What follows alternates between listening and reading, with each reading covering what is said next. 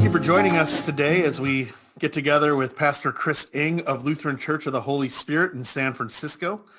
Chris has an incredible story that he's going to share a little bit with us today. We certainly can't get into everything that's happened in his life over the last couple of years.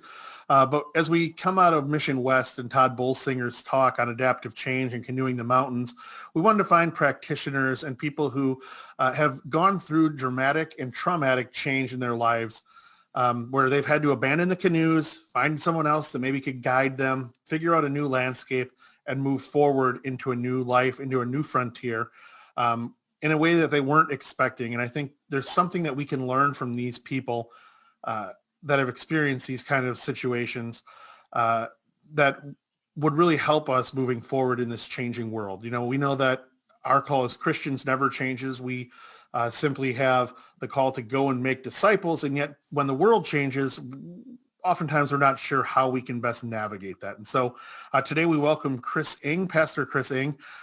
Thank you for being with us. Hi, Joe. Glad to be here.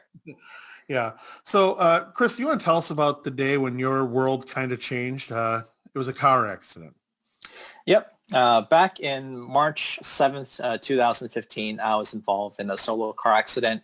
I was returning home after a long day at church. We were actually in the midst, speaking of mission conferences, it actually was in the middle of a mission conference. At the time, we had, President Mike Gibson from the Pacific Southwest. He's been a good friend of us, and we invited him to be a guest speaker. And that evening, we actually had a joint high school fellowship with Pastor Dawit Bokri over in Hayward. They came over with their youth, and at the time, I just told the DCE at my church that I think I'm good here for this Friday evening. They were actually planning like a sleepover. And I said, I'm going to just go home to spend this Saturday morning with my kids.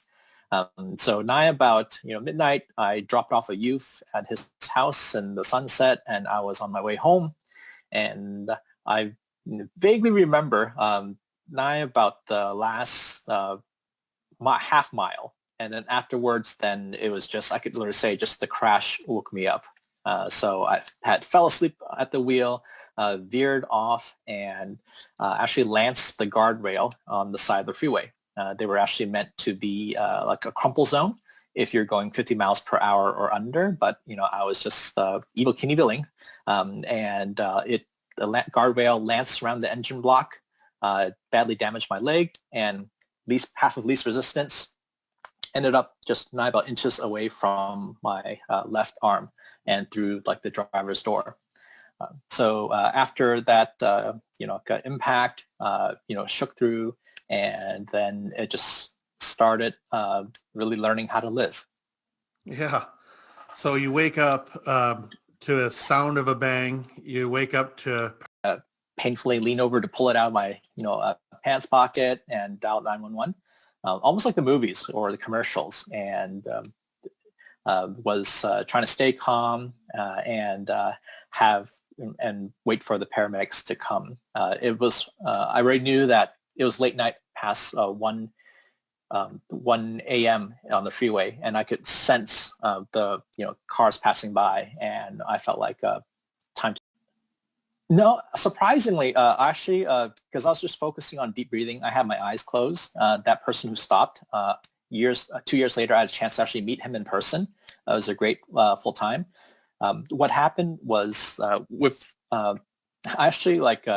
could be my generation too, but since I still have my cell phone, I decided to call my wife to tell her where I was going to be, and also took a few pictures of the incident as the firefighters were using the jaws of life to pull me through. Then I put my phone in my pocket and just allowed them to keep on working. According to my medical report, they said I was incoherent as to keep up with the breathing. Actually, a lot of internalized disappointment because I just knew I got myself into this pickle. And, it was, it actually felt a lot of frustration towards the nurses too, because they had me intubated, and the first thing they would not give to you is a glass of water. So my mouth definitely felt that dry parched. When people talk about torture, that's like that experience that would come to me is they would definitely swab you, but once you just try to chomp down on that sponge, they'll just yank it out because they don't want you to cause more damage to yourself because we have not exercised our muscles in our throat for a long time. So it took me a while to learn to see things from people's perspectives, but we had kind of two different things going on. I had my wife, I had my best friend, Pastor Tony Kovac, who's currently in Texas. So he had flown out to be there for me, and for me, I felt like that was like probably one of the worst emotional traumas is to kind of decide to say goodbye to a part of myself. I've had to do that, for loved ones, but to think about myself, there was that huge dip in grief, and then took me about 36 hours, and then I told my wife, okay, I'm ready for it. And she's like, what happened? What are you saying? They already did the procedure on day one. That actually was necessary in order to keep my life going. Because with this trauma, it was not simply just an amputation. They also spent the first 3 weeks of my time in the hospital monitoring my remaining limb to see if the trauma would stabilize or if it would just continue to creep a little higher. So those were things which, they just kept on saying, we're checking on it, we're going to wash it. In adaptive change, it really comes down to relationships, community. How important was that in kind of getting you back to a place where you were healthy and better and able to actually see the world through a positive lens? Yeah, that's huge in terms of my recovery.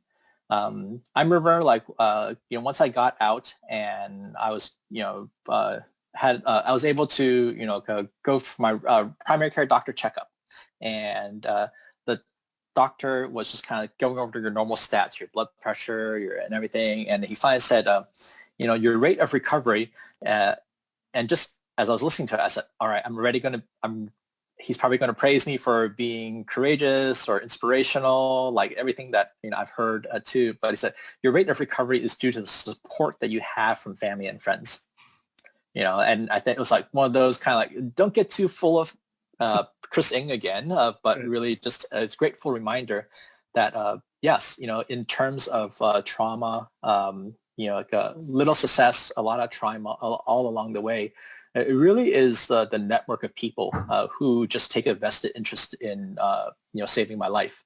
So and I think that's one of those things. Like even when my time in the hospital, I spent 60 days. From my phone, I just start to take notes of like this was a nurse that was taking care of me. These were all the nurses in this one ward. And once I moved to another hospital, these are all the nurses or physical therapists, doctors that came.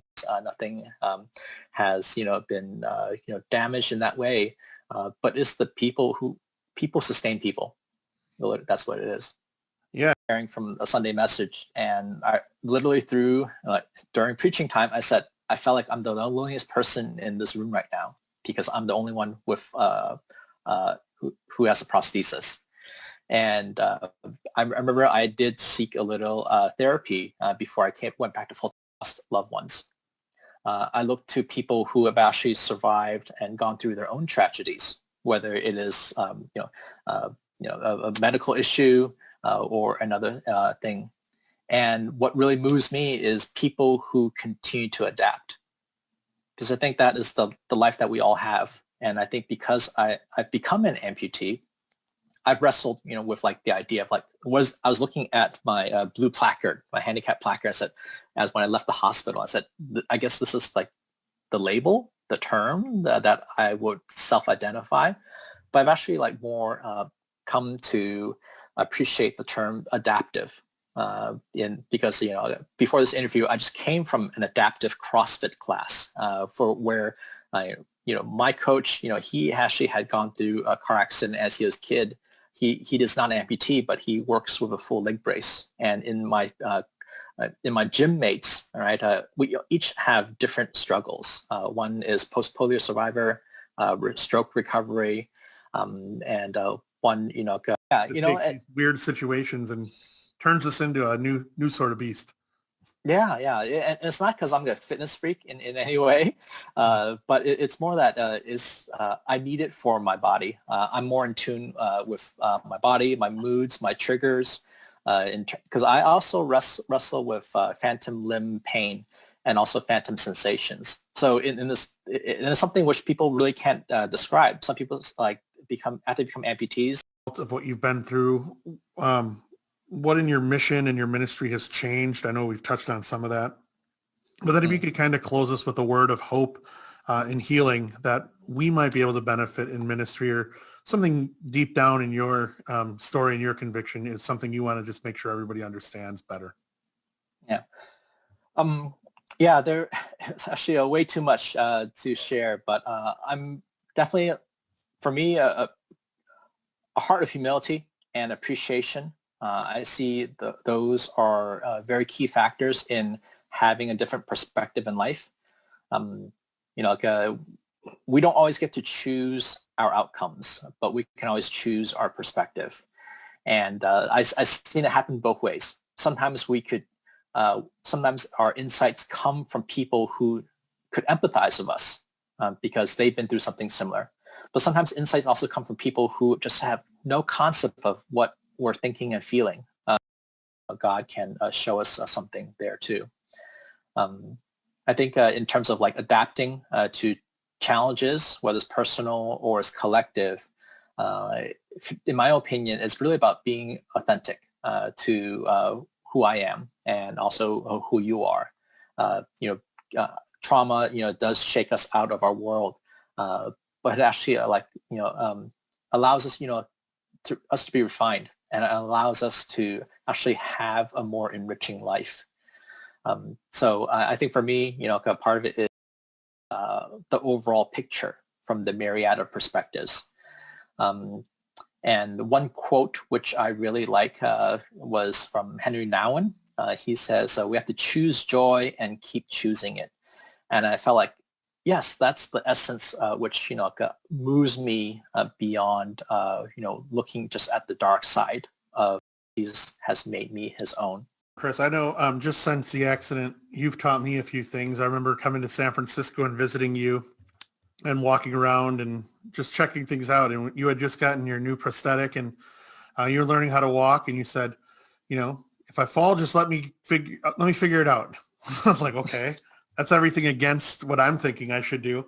But you also taught me a lesson that I use every day in my life, and that's to Anthony Bourdain it, is what I call it. Walking around with you was at a slower pace. It felt like we were filming a TV show in which you were telling about your life. You were telling about your culture. You were teaching me about the food you were eating and the drinks we were drinking. And to me, that's really how I've started living my life as a result of spending those days in San Francisco with you, because it just said, just slow down. Like everything will get accomplished, but maybe actually enjoy something for once. And then the other thing is when I had my not as nearly as bad of leg injury, but you just said, let other people take care of you and understand it's going to be frustrating and people intend to help, but you're going to learn a lot about people's motivations. And you're going to be frustrated a lot of times too, because you can do it better, but right now you can't. So just deal with it and know that people intend to help. And sometimes they do that in really bizarre ways when you're tied up and unable to help yourself. So you've gone from a friend to a mentor to me, and that's how I consider you. And I really appreciate you spending the time to teach a couple others of us about what it is to live through some of this, but to keep on living and to be joyful and grateful and thankful through it all. So